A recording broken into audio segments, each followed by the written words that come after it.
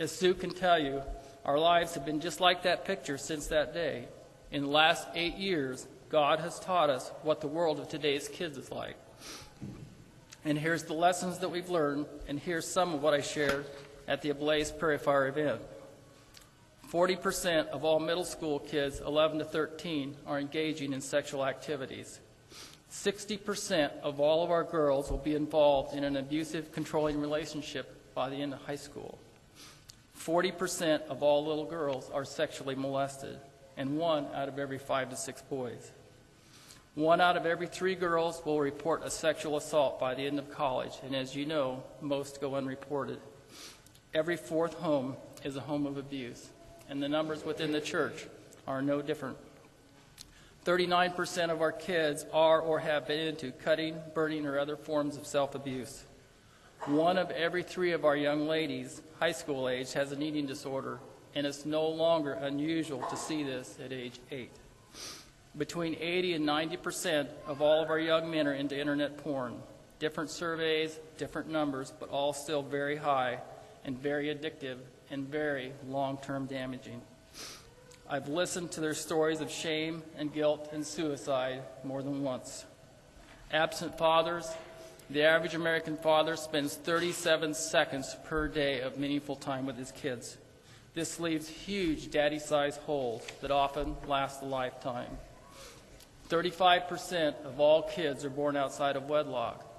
70% of all kids will spend time in a single-parent household by the end of high school. Of all the hurts that we see, the pain of divorce is one of the biggest. And also note, only 5% of single moms attend church. And just think of the generation of unchurched that's being raised all around us and in our own families. 1 of every 3 young adults is on antidepressants. Suicide is the number 2 cause of death among our young people. 1 of every 4 high school kids carries an STD, and many of our kids are silently being made sterile and don't know it. The self-hate and the self-loathing that comes out of all this hurt is immense, and the numbers within the world of the church are no different. Let's talk about the world of the church for a minute. Josh McDowell has 40 years in youth ministry and recently did a study of more than 3,700 kids who are the best and brightest within the world of the church. These are the church kids who come to church weekly, who come to Bible study weekly, who go to youth group weekly, who pray daily.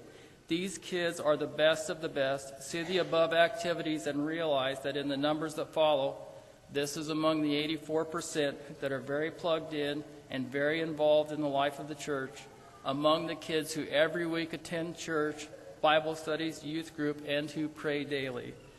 74% say they are morally and spiritually confused. 55% say they've engaged in sexual activity by the time they're 18. 55% say they are looking for the answers to life. And there's a long list that goes on, but that kind of gives you a little bit of the picture. McDowell goes on to say, I believe that one of the prime reasons this generation is setting new records for dishonesty, disrespect, sexual promiscuity, violence, suicide, and other pathologies is because they have lost their moral underpinnings. Their foundational belief in morality and truth have been eroded. And this is among the 84% who every week attend church, Bible studies, youth group, and pray daily.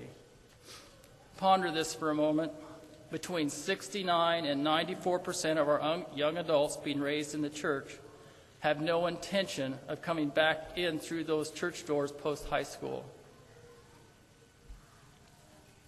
Those are the kids of today. We've seen their faces and their tears. Sometimes the hurt is from the choice to sin. Sin has its pleasure for a season, but the choice to sin comes with a price. And that price can be very high price of hurt, consequences, and sometimes wondering, can God ever forgive me? Sometimes the hurt is from someone's choice to sin against someone else. Sometimes we often don't ask for that truckload of pain, but somebody just decides to stick it into our heart anyway. When I share the issues of hurt, it's with a clear purpose. Let me ask you a couple questions, see if I can help you understand the why of what I'm talking about. Have you ever hurt so bad, so deep in your heart, that you just felt your guts were going to fall out? Now let me just ask you another question. What would it have been worth to you to have someone step into your life and to love you through that time of trouble? What if that person who stepped into your life to love you through those hard times took you by the hand and showed you the Jesus who had made such a difference in their life? And right there you have the key to both our Mexico ministry and our home-based ministry. All the issues of hurt and emptiness are doorways to bring the healing and hope into people's lives that can only come as they begin to understand just a bit of how much Jesus loves them and how much they're worth to him. Dallas Willard wrote this: "Grace providers notice things about you. They pay attention to your heart and life. Grace providers speak truthfully to you, both easy words and hard words. Grace providers are people who say not only what you want to hear, but they speak the truth in love. Grace providers simply never cease to love you.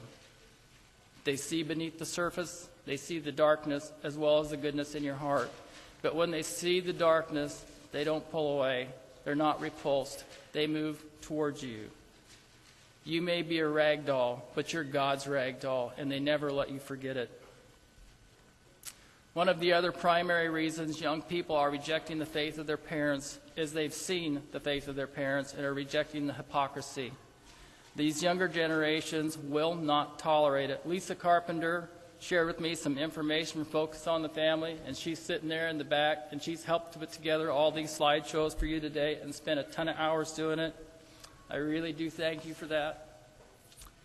Christian parents want to see values instilled into their children's lives which they themselves do not display. What's being taught by their actions? Money matters most. Appearance matters most. Power matters most. Control matters most. That's what our kids are learning from us about what matters most. And it's no different in the world of the church. These are our kids, and this is their world. And now I want to talk to you about a God of hope.